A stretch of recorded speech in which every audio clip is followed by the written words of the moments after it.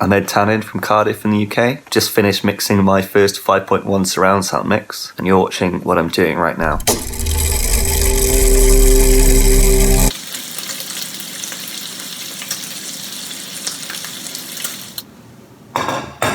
I slept for almost 12 hours. When I first woke up, I felt worse than I did yesterday, but now that I've been up for a little bit, I'd say I feel about the same as I did yesterday. This happens often when I get sick. I will progressively feel better over the course of the day, and then I'll go to sleep, and then I'll wake up feeling worse, and then I'll get better over the course of the day, and then go to sleep and wake up feeling worse. Anyway, today is supposed to be a day off from work, so my focus for today is going to be on personal goals and planning for this week and this month and this year. And as of right now, at least, the main thing on my to-do list is that I need to run 3 miles to begin my marathon training. I'm going to pull up my calendar now and try to assemble a to-do list for the rest of the day, aside from my jogging.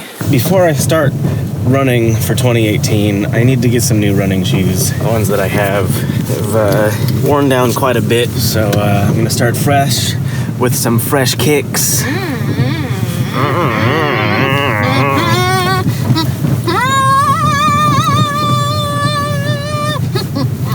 Is there a fire over there? That looks like smoke. That does look like smoke. You are correct. Huh. It's a little cold for things to be burning, I must say. Well, maybe they're trying to keep warm.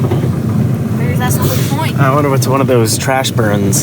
Trash burns. Let's start burning our trash. I guess it's not trash necessarily, but I've seen sometimes they have like big burns of extra wood and stuff laying around. So it's a pretty common thing for people to state resolutions at the beginning of a year and break those resolutions fairly early into the year, relatively speaking. So my question for you is, do you think that there is a difference between New Year's resolutions and setting goals for a year, and is one better than the other? On Reddit the other day, there was a study that came out that 80% of New Year's resolutions don't make it into March, so people can do January and February, but beyond that, they're just, ugh. I think goals are better because goals are any time of the year, and goals are made because something needs to happen and something needs to change, whereas New Year's resolutions are kind of like a cultural thing of like, oh, we all have to be better for 2 months and then we can go back to being our selves. Does that make sense? What if someone is still setting resolutions for themselves? Like in a vacuum, you're just all by yourself, and you either are setting resolutions for yourself or setting goals for yourself. Is there a difference between the two? Not really. I think I guess the question you were asking me in my eyes was, is it better to set goals or New Year's resolutions specifically? I'm interested in the semantics between goals and resolutions. Because the way that I see it, if you set a resolution, it has this feeling that as soon as it's broken, that's it. It's over. Might as well wait until the next year to start over. Sure. Whereas a goal feels like even though if you trip a few times, the goal doesn't go away, and you should still keep trying to reach that goal. I think you are correct in that. As with almost everything in life, I think it's important to ask the question, why? So if you're setting resolutions at the beginning of the year, why? What is the ultimate goal of that resolution? That'll help you set your sights on something that is attainable and on something that you can continue to strive for even when you inevitably slip up and, accidentally eat some carbs here and there when you're trying to stay on the low-carb diet, which I have not done so far. Yeah. I'm 1.5 days into this year, and I have stuck to my diet so far. Dang. Me too. Dang. Dang, that's a nice sunset. Runner's Edge is the local running shoe store in Missoula.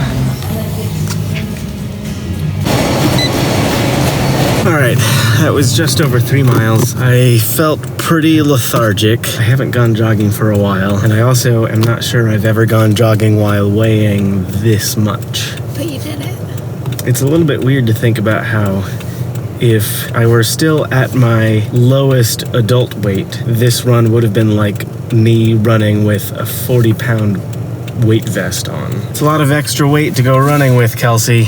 I'm really interested in the muscle mass that grows as people gain more weight, specifically like the morbidly obese, because I'm obsessed with the show My 600 Pound Life, because they have to have the muscle mass to move their weight around. At some point, a lot of them become, bedbound and they can't move themselves, but to be able to move that mass, they have to have a higher, volume of muscle on their body. So I want to know, as you gain weight, how gradual the increase in your muscles are as well. Today I've done a really good job of sticking to my diet. I have hit my calorie goals. Not only have I hit my calorie goals, but I hit my macro goals as well. But all of that said, I have 11 calories left in my daily goal. So I have discovered that one peanut M&M is between 10 and 12 calories, which is exactly what I need. So I'm treating myself to one peanut M&M.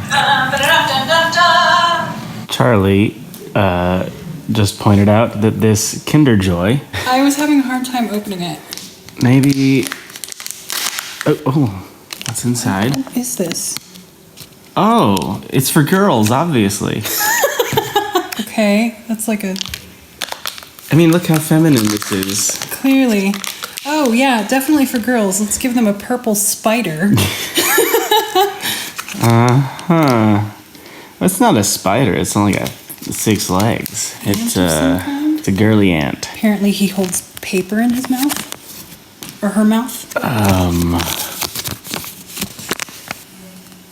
They do show it on a spider web, though. Well, it's so small, I doubt they could fit 8 legs on this thing. So many things about this toy I don't like. It's a jumping spider. So Abby is seeing what girly toy is in her egg. Mine is very girly. Oh, An actual girl. Are those wings? Oh, maybe. Oh, man. Yeah. Oh, man. wow. You can get a spider or a girl.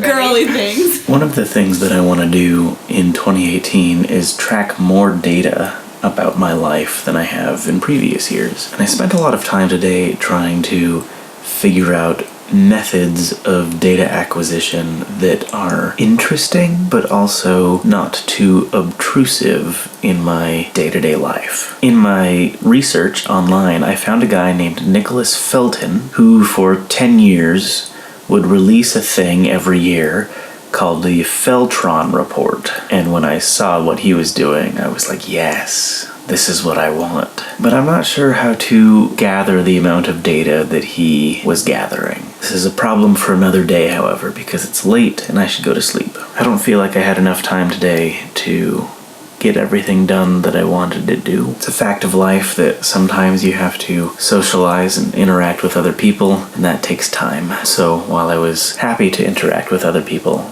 I don't feel like I got the me time that I was hoping for today. Anyway, thanks for watching. See you tomorrow.